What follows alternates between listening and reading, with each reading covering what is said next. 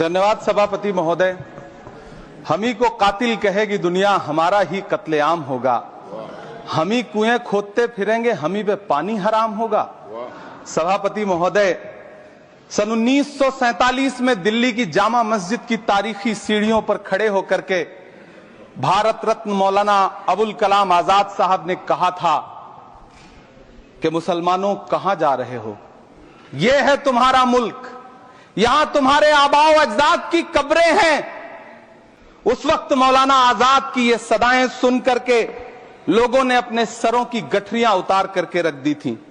आज उसी दिल्ली में मौजूद देश की संसद में एक बिल आया है जो हमसे उसी जामा मस्जिद की सीढ़ियों के सबूत मांगेगा, जो उन्हीं सीढ़ियों के पास अपनी कब्र में सोए हुए मौलाना आजाद को फिर से कब्र से सदा देनी पड़ेगी कि ये जो कब्र है वो मेरी कब्र है, ये किसी सरकार की जागीर नहीं है। सभापति महोदय, मैं जहां खड़ा हूं इसी संसद भवन के सामने सड़क के उस पार अपनी कब्र में सोए हुए भारत के पूर्व राष्ट्रपति फखरुद्दीन अली अहमद की कब्र है। शायद अब उस कब्र से भी सदाएं आए कि ये कब्र मेरी कब्र है, ये सरकार की जागीर नहीं है। सभापति महोदय, मैं वक्फ कानूनों में किए जा रहे संविधान विरोधी बदलावों के खिलाफ बोलने के लिए खड़ा हुआ हूं। संविधान का आर्टिकल 14 हो, 29 हो, 30 हो, चीख चीख कर कहता है कि देश में सब बराबर के हकदार हैं। आर्टिकल 26 कहता है कि सबको अपने अपने मजहबी कामों के लिए मंदिर, मस्जिद, गिरजाघर, गुरुद्वारों का निर्माण करने का हक है और उसका रखरखाव का भी हक है।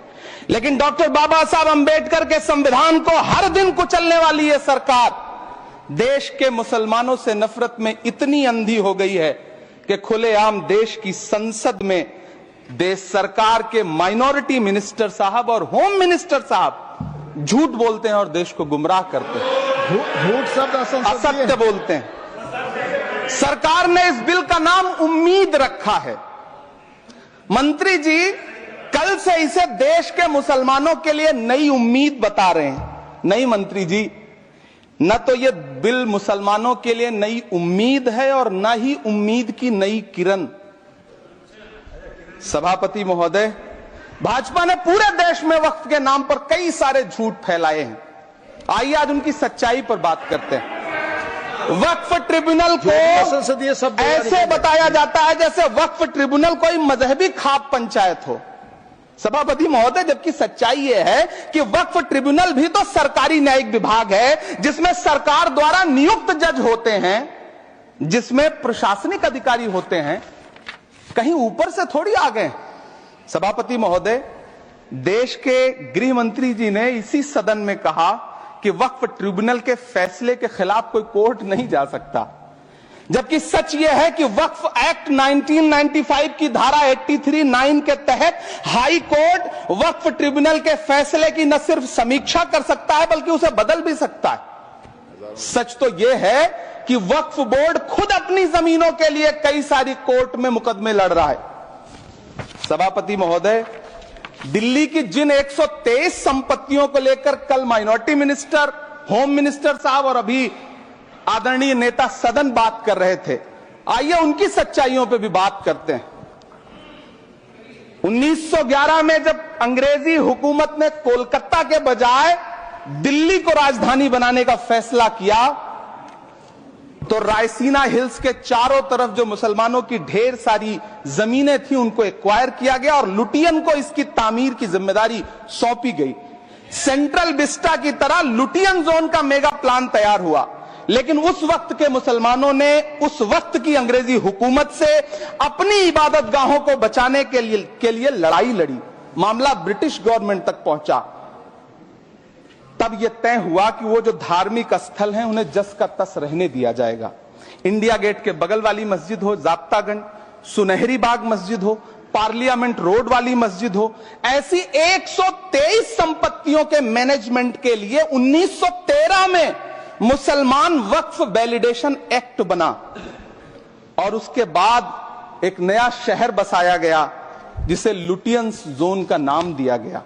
फिर 1943-45 के बीच एक और समझौता हुआ आजादी से पहले उसके तहत काफी सारी वक्फ जायदादों को सुन्नी मजलिस औकाफ बनाकर उसके अंडर किया गया ताकि उसकी देखरेख की जा सके।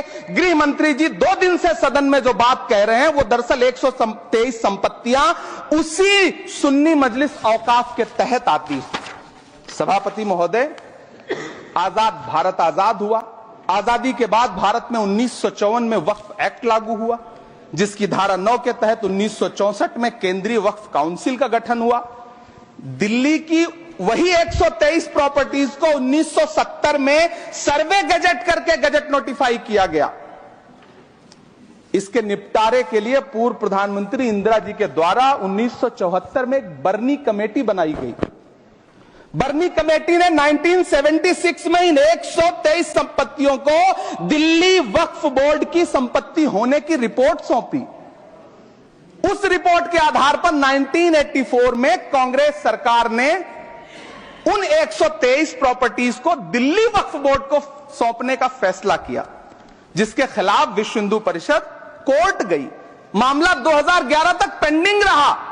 फिर 2011 में कोर्ट ने सरकार को आदेशित किया कि इसका निपटारा करो। तब 2013 में तत्कालीन यूपीए सरकार ने दिल्ली की उन्हीं 123 जायदादों को बर्नी कमेटी की सिफारिशों के मुताबिक वक्फ बोर्ड के हवाले किया। यही वो प्रॉपर्टीज हैं जिनके नाम से गृह मंत्री जी कल से कांग्रेस को कोस रहे हैं। फिर आई 2014 में भाजपा की सरकार, जो तब से इन जमीनों को हड़पने की साजिश कर रही है।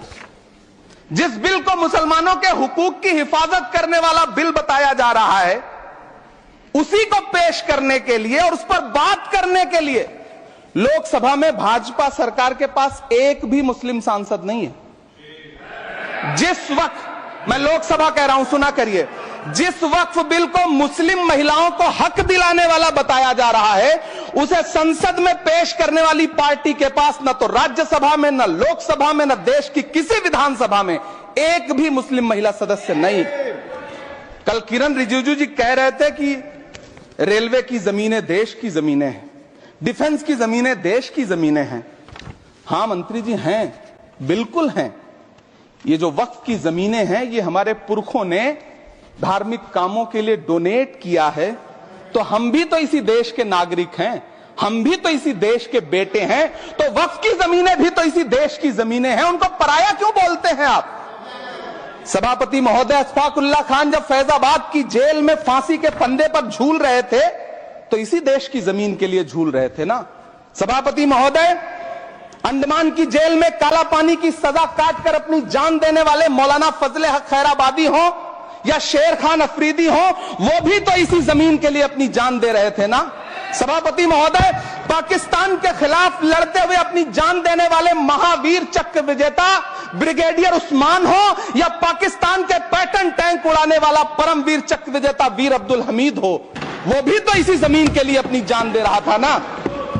और मंत्री जी, मैं इस सदन में अलल ऐलान ये कहता हूं कि जब भी इस देश की जमीन को लहू की जरूरत होगी, आपसे 2 कदम आगे इमरान खड़ा मिलेगा। ये मैं आपसे यकीन दिलाते हुए कह रहा हूं। सभापति महोदय, मैं सरकार से कहना चाहता हूं, हमसे हमारी इबादत गाहें तो मत छीनिए ना, हमारे घरों पे बुलडोजर तो मत चलाइए ना, हमारी कब्रों में तो हमें सुकून से सोने दीजिए ना। सभापति महोदय, माइनॉरिटी मिनिस्ट्री का बजट कट करके, मुस्लिम बच्चों की स्कॉलरशिप बंद करके अब सरकार कह रही है कि हम वक्फ की आमदनी से गरीब मुसलमानों का भला करेंगे। गुजरात की बेटी बिल्किस के बलात्कारियों की रिहाई के बाद उन्हें माला पहनाने वाली लोगों के नेता ये कह रहे हैं कि यह बिल मुस्लिम महिलाओं को उनका हक दिलाएगा। धन्यवाद मोदी जी, क्या बढ़िया सौगातें मोदी दे रहे हैं आप। पहले हमें गुजराते मोदी दिया, आप सौगातें मोदी दे रहे हैं।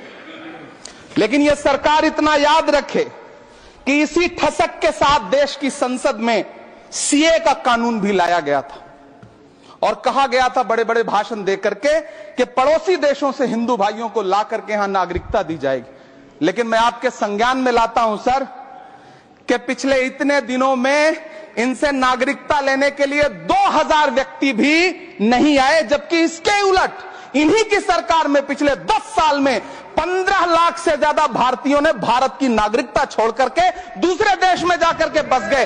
यह हुआ उस कानून का अंजाम। सभापति महोदय, इसी तरह की जिद के साथ किसानों के खिलाफ भी कानून लाए गए थे। जिस तरह आज वक्फ के फायदे गिनाए जा रहे हैं, उसी तरह से किसानों को भी कृषि कानूनों के फायदे गिनाए गए थे। लेकिन अंजाम क्या हुआ? 700 किसानों की शहादत लेने के बाद सरकार को अन्नदाता किसानों के सामने घुटने टेकने पड़े और कृषि कानून वापस लेने पड़े।